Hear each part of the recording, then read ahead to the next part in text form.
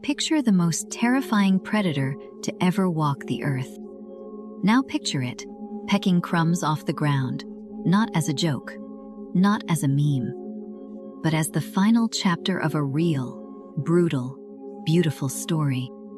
A story where the king doesn't just die.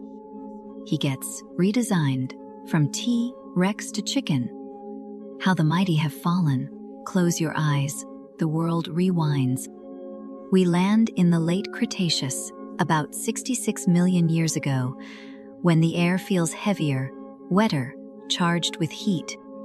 A planet that smells like fern sap and storm-soaked soil. A planet where the sky is wider because nothing human has ever looked up into it.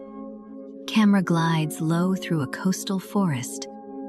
Towering conifers, dense undergrowth, cicadas screaming like electricity. Somewhere deep inside the green, something moves. A shadow, then the trees part, and he steps out like a nightmare given bones. Tyrannosaurus Rex, not a monster, not a movie villain. A living engine 6 to 8 tons of muscle, tendons, and hunger. A skull the size of a bathtub, teeth like railroad spikes.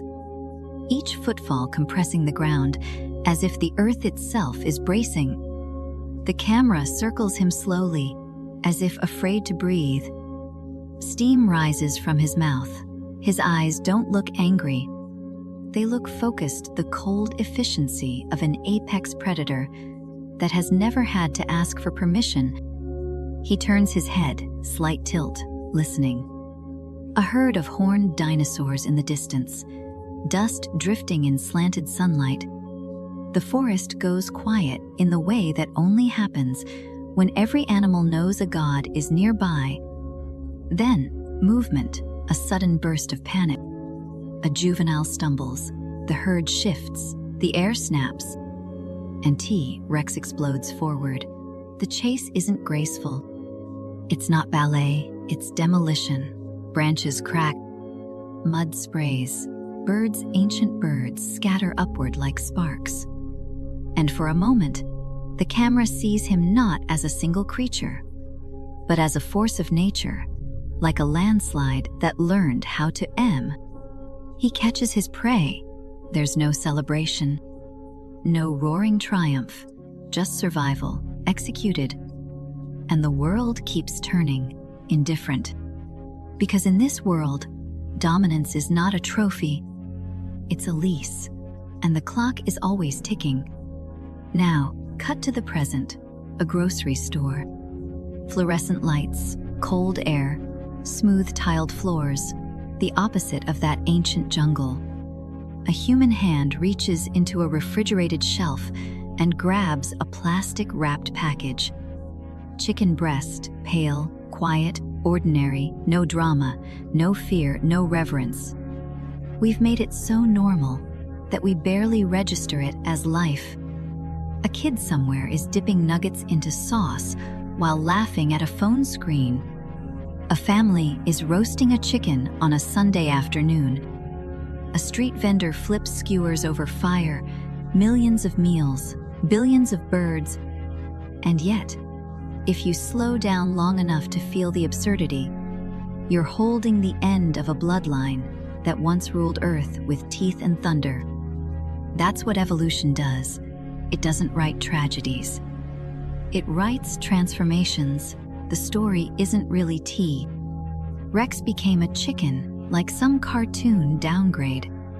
The story is bigger and more unsettling, because the mighty didn't fall the way we imagine. They didn't get weaker, they got smaller, lighter, faster, more efficient. They traded a throne for a sky. Imagine being a creature built for conquest, then watching the planet itself change its rules. The Late Cretaceous isn't a stable paradise. It's chaos dressed in green, temperatures swing, sea levels shift. Ecosystems rearrange like furniture in a house that keeps catching fire. And somewhere in that violence, survival begins to favor a different kind of power. Not size, not brute force, but adaptability, a smaller body needs less food. A faster reproduction cycle means more chances. Feathers can insulate, they can display, they can protect. And a body light enough to leap, to glide, to fly suddenly doesn't need to fight everything on the ground. The world is full of cracks, and the future belongs to whatever can slip through them. So the dinosaur dynasty doesn't vanish overnight, it fractures. Some lines get bigger, heavier, more armored, betting on being unstoppable. Others go the opposite way. They become quick shadows. They become warm-blooded bursts of motion. They become feathered. And that's where the emotional weight lies. Because deep down, humans understand this fear. You can be powerful. You can be on top. You can feel permanent. And the universe can still change the rules without warning. The mighty don't always fall because they fail. Sometimes they fall because the world evolves past them. Here's the twist, the real fall from T. Rex to chicken isn't a downgrade. It's a survival hack that worked so well it conquered the planet. Because birds are not separate from dinosaurs. They are dinosaurs that made it through the apocalypse. That's not poetry. That's biology. The asteroid hits 66 million years ago, and the Earth turns into a disaster movie with no soundtrack. A firestorm, a sun that disappears behind dust, plants dying, food chains collapsing from the bottom up. Big animals lose first because big bodies are expensive. You can't feed a giant when the world becomes winter. But small, feathered, adaptable creatures, those with flexible diets, quick reproduction, and bodies designed to conserve heat have a chance. Not a good chance, a brutal chance, and so, when the sky clears, the world is quieter. No more thunderfoot tyrants, no more horned herds like moving fortresses. But something still chirps in the branches.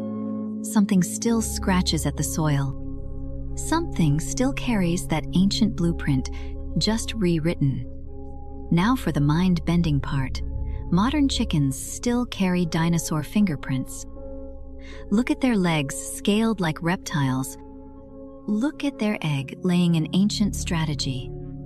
Look at their behavior, pecking, scratching, flocking, scanning the sky for threats, and the science gets even weirder. In fossils, we found evidence that some dinosaurs had feathers, and not just for flight, possibly for warmth, display, or signaling. Evolution doesn't invent from scratch. It repurposes, like an artist repainting the same canvas across ages. Even the famous T. Rex, depending on age and environment, might have had some form of feather covering, at least in earlier life stages or among close relatives. The image of a purely scaly monster may be more Hollywood than reality. So, when you look at a chicken, you're not looking at a fallen king. You're looking at a refined survivor, a product of millions of years of trials, errors, extinctions, and lucky breaks. And it gets darker, because humans didn't just meet the last dinosaurs. We domesticated them. We took a line that survived the asteroid and turned it into a global food system. We bred them for meat, for eggs, for efficiency, for profit. The dinosaur that once ruled ecosystems now lives in cages, under artificial light, on schedules decided by us. This isn't just evolution. It's the next chapter, control. And suddenly the title changes meaning. How the Mighty Have Fallen isn't about nature humiliating a predator. It's about time. It's about how power always has an expiration date. Because even the survivors can be reshaped into something unrecognizable by forces bigger than them. First the asteroid, then us. And that realization lands like a quiet punch. The universe doesn't care what you used to be. It only cares what you can become. So, the next time you hear a chicken clucking in a backyard, don't laugh.